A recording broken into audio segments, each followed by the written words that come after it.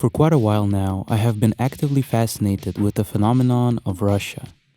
This country, in all its historical forms, haunted my life from elementary school, given that Lithuania's history was sadly forcefully tied with the history of Russia.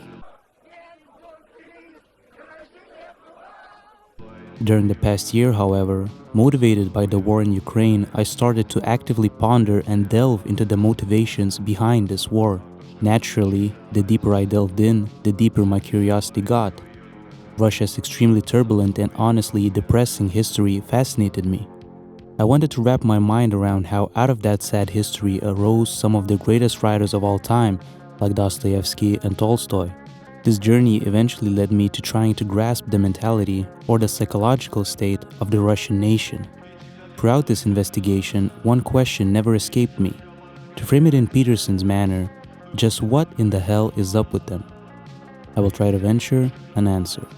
I have heard many ridiculous and ignorant things said about current-day Russia, basically boiling down the problem to, it's Putin. What a simple world we live in, huh? One man is the sole reason behind the current state of the country and its atrocities during the war in Ukraine. Obviously, Putin stands at the front and as the representation for it all, just as Stalin stands for the atrocities of the Soviet Union. Those men became symbols. In some sense, perhaps, they achieved what they wanted, which runs counterproductive to the West's wish of deleting such men from history. However, I believe treating these men as the problem is naive and misleading. Putin is nothing more than an opportunistic symptom of a much deeper illness. Treating the symptom will not get rid of the illness itself. My wish here is to examine Russia, its history, its people, through a psychological perspective, in hopes of providing an alternate viewpoint, in hopes of understanding. I think demonizing the opponent leads to blindness, and one must understand and perhaps even empathize with their opponent fully, however hard it may be. In the art of war, it is written, to know your enemy, you must become your enemy. The observation I would like to explore seems obvious and self-evident, yet one I do not think I have heard in the context of Russia. The West's so-called easy solution to Russia's problem is just overthrow the tyrant. However, there's an observation as old as time that I want to make here. The path from a tyrant is not one to paradise, but rather to the desert. It is not obvious that the desert is in any way better than the tyrant. Just think of the ancient story of Moses and the Israelites.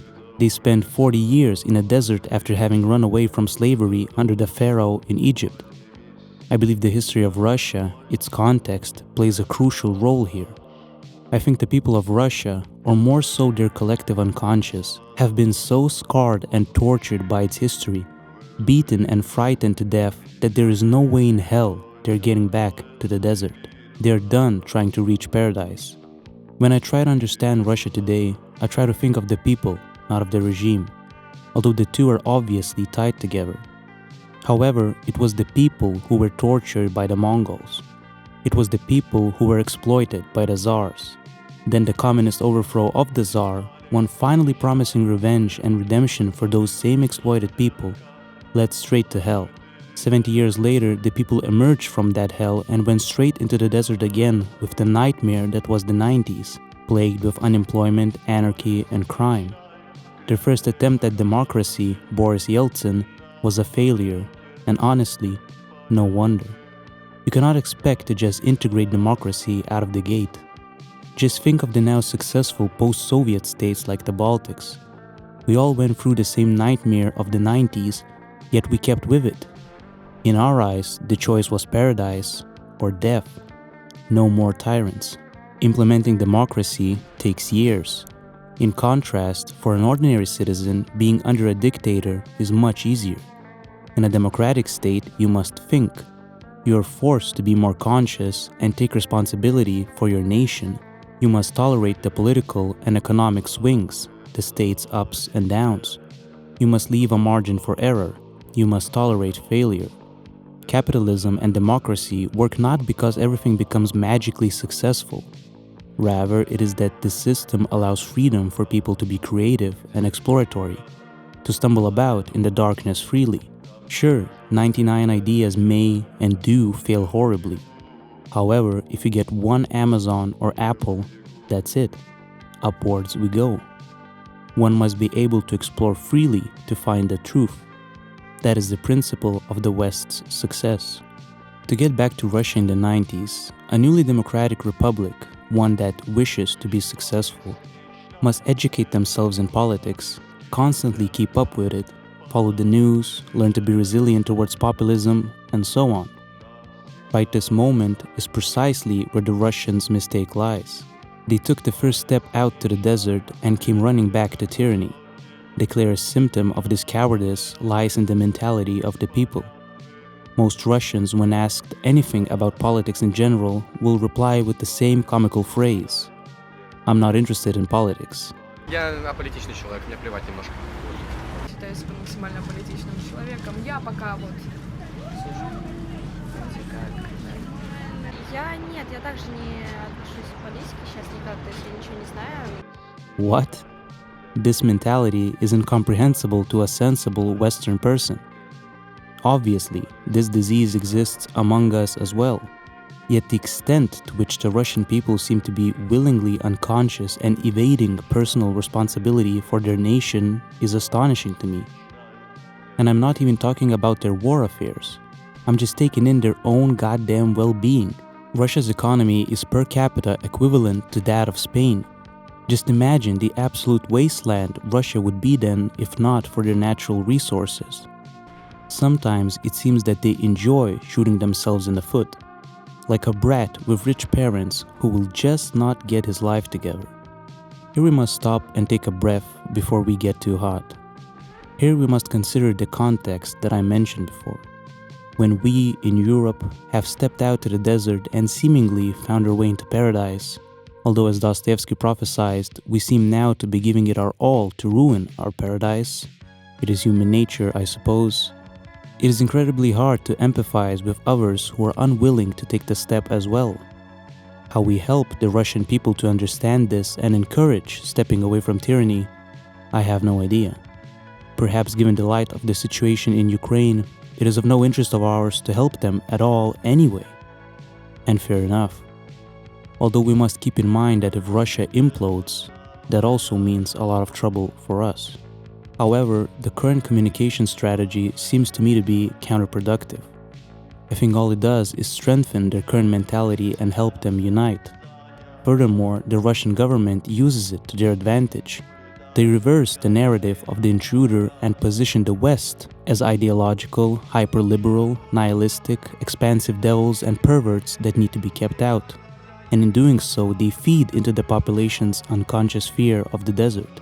It is better here, under us, than out there with all the snakes, the government says. A second factor is that of the outsider. I would like to paint a quick example of this. Imagine that you're a married woman. Your husband is abusive and alcoholic. You damn well know this and suffer for it. However, a neighbor steps in and starts cursing out your spouse and suggests to you to leave the husband and go live on your own, or better yet, with him. Deep in your heart, you probably agree that you would be better off. However, the wife, in such direct confrontation, will do the exact opposite and get attached to her husband even more so.